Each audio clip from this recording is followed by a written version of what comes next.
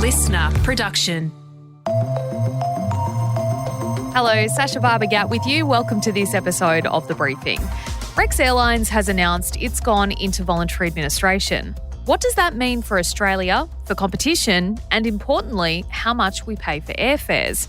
Rex will continue to fly its smaller aircraft between regional centres for the time being, but its Boeing 737s that service major cities have been grounded. And it all comes just a couple of months after discount airline Bonza folded less than a year after launching.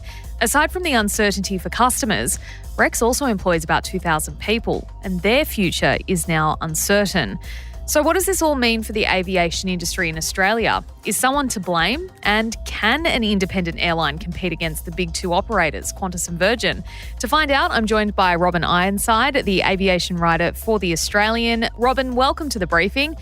Another airline bites the dust. Why can't independent operators survive in Australia? It is a really difficult market because Australia hasn't got a huge population. It's not like the US or in Europe where, they've got hundreds of millions of people. We've got a population of 27 million. So it's always going to be tough for airlines that start up. Now, Bonza was a case in itself. They had a flawed business model to start off with, and most people in the aviation industry could see it wasn't going to work. Rex is another case. They had an established regional operation that was profitable for 18 years. And then when the pandemic struck and Virgin Australia went into administration, they thought it would be a good time to expand into jet operations on major city routes and compete against Qantas and Jetstar in the thinking that Virgin may not survive administration, and if it did, it would come back as a much smaller airline. So I guess when they made that move into jet operations on that basis, as we all know, Virgin came out of administration stronger and leaner with a low-cost operation and was able to compete fiercely with Rex. Rex had trouble building up its fleet. It only had 9 737s as of yesterday, and it didn't have the frequency, it didn't have the loyalty program that Qantas and Virgin do, and it didn't do any marketing. So it was hard to get the word out that they were even doing these services. It was basically relying on word of mouth and stories in the newspaper or on the television. Yeah, and I've got to say, I've never flown Rex, but I'd only heard good things about it. So this news did come as a shock to me, and I know to a lot of people who work with me, my colleagues were like, oh, this is surprising. I guess the next question for a lot of people, especially younger people who like to travel a lot, is what might this do to ticket prices? Can we expect to see an increase on the back of, this duopoly that is Australia seems to be known for? We've got Coles and Woolies and we've got Qantas and Virgin. Is that going to affect prices? I think so, yeah. Sadly, it will, because the Australian Competition and Consumer Commission provided a lot of evidence that on routes where Rex was providing competition, the airfares were coming down. And they'd recently just added Melbourne-Perth, where they were doing a $99 fare. Virgin responded to that by bringing its fares down to $97 when it had been charging $600 or $700. So you can see that downward pressure on fares does happen as a result of competition. So to now lose that, it's not good for travellers at all. Is it a case of Rex biting off more it could chew by trying to play into the major city routes, or, should it have just stuck to the regions and built that way instead?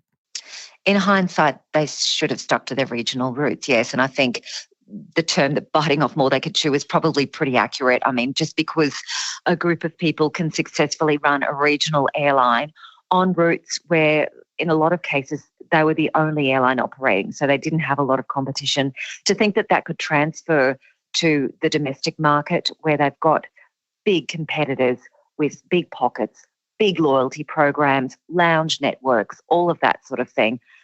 That was always going to be very ambitious and very hard to make work. What are you hearing about the future of Rex's regional routes? Obviously, they're heavily relied on, especially for, FIFO workers, people who have family in the regions. Sometimes that's the only way people can get out to certain parts of Australia. Will they survive? They're critically important, you're right. And I think that everything will be done to ensure they survive. I know the administrators are certainly working to secure finance to ensure that that operation can continue. The rhetoric that we're hearing from the government is that they think that those routes are too important to let fail. So I think as a last resort, they might step in and throw them some sort of financial lifeline. The other problem with those regional routes, though, is that the aircraft that Rex is using on them are getting very old and it has no plan to replace them. So currently, out of 57 Saab 340s, 25 of them are parked, waiting for maintenance, waiting for parts. That number's growing, and the more it grows, the more difficult it's going to be to keep those routes going. So unless they can construct some sort of a plan to get new aircraft in or even second-hand aircraft to replace those ageing Saabs, they're going to be in some difficulty. So you mentioned the government could potentially offer a financial lifeline. Is there any chance of Qantas or Virgin buying up these regional routes and taking them over? Well, we know Jane Herdlicka, the Virgin Australia CEO, has been on radio this morning and has ruled out Virgin taking over like the regional operation of Rex. They're quite happy with the way their business is structured and the way it's going at the moment, and I don't think they want to go down that path at this moment. Qantas, it has Qantas Link, which does its own regional services, not to the extent that Rex does. And yeah, they certainly haven't made any noises that they'd be interested. Having said that, the Rex administrators seem to be quite confident that they will find a buyer. So I guess we just have to see who might come out of the cupboard and invest in Rex. So I guess then not only is this concerning for consumers, but also the staff. There's over 2,000 people who work for Rex in various capacities. If Rex is successfully bought during this period, are their jobs safe? Not necessarily. Certainly the ones who work on the 737 operations would be feeling very anxious today. We understand about 600 of those 2,000 people are employed for the 737 operations, and speaking to the administrator this morning, he said that that's gone. They're not looking to salvage that operation. The planes will be going back to the lessor and they're not going to be trying to save those services, which means that those jobs are probably going to go as well. I want to ask about Qantas. Often attracts the anger and the vitriol of the public and of other airlines who think that it's too big for its boots and it takes up too much space and too much of the industry. I mean, is that a fair assessment in your opinion? Is it time that we kind of looked to limit Qantas's, I suppose, power in this space so that we can have a more competitive airline industry in Australia? It's a difficult one because, Qantas has, I guess, been allowed to grow to a large company which now incorporates Jetstar. So it has the lower end of the market stitched up as well as the top end of the market. And then I guess the middle of the market, which is where Virgin is aiming, is up for grabs. And that's the area that Rex was also targeting. So it is difficult to see how the government could make any changes to, I guess, clip Qantas's wings. And I don't know if it would be fair to Qantas either. I mean, they are a large employer. They employ over 25,000 people. They have been established for more than 100 years. And I'm not sure how fair it is to expect an incumbent airline to give up its market share just to provide, access for other airlines. So it's certainly a tricky one. And I know that Qantas CEO, they always talk about, how we welcome competition. We think it's good for the industry to have competition. But then again, you can't expect them just to roll over and say, okay, well, we're not going to fly this route any longer. We're going to give, Rex the right to fly and to have a monopoly on this particular route. I think that's too much to expect. Look, before we let you go, Robyn, what do you see happening over the next couple of months and into the next couple of years, not only in terms of the industry itself, but for prices and consumers? Are we going to continue to see these kind of higher, jacked up prices off the back of yet another airline looking to fold?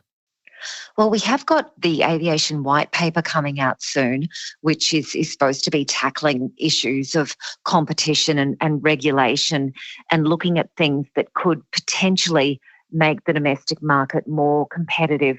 such as allowing international carriers like Qatar or Singapore or Emirates to operate domestic flights in Australia as well as their international flights. So something like that could certainly shake things up.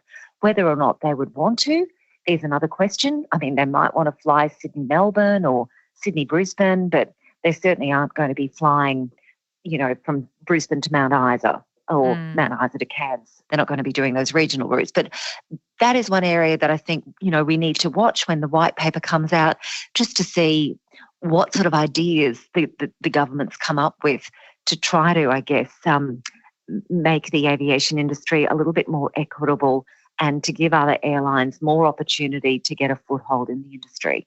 An interesting time, but it feels like it's been an interesting time in the Australian aviation industry forever. Robyn, thank you so much for your time today. It's a pleasure, Sacha. That was Robyn Ironside, the Australian newspaper's aviation writer. And that is it for today's briefing. Don't forget to check your feed tomorrow morning from 6 for another episode. And don't forget to follow us as well on our socials. Listener Newsroom on TikTok and YouTube. Search The Briefing Podcast if you want to follow us on Insta. I'm Sacha Barbour Gatt. Thanks for listening.